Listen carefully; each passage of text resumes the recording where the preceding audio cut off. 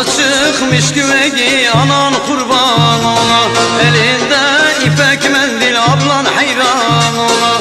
Gelin özledi seni damat sen gel oyna, mutluluk senin olsun gelin çıksın oyna. Mutluluk senin olsun gelin çıksın oyna.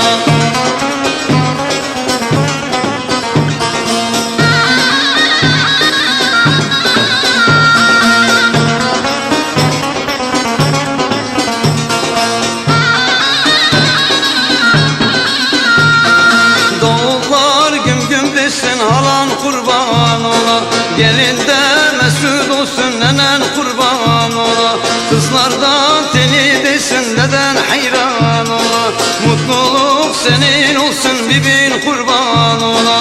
Mutluluk senin olsun bibin kurban ola.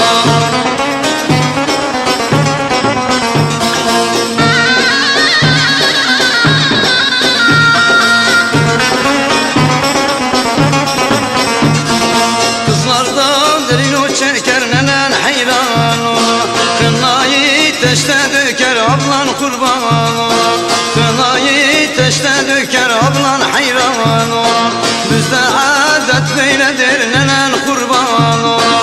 Bizde adet böyledir ablan kurban ola. Bizde adet böyledir bibin kurban ola.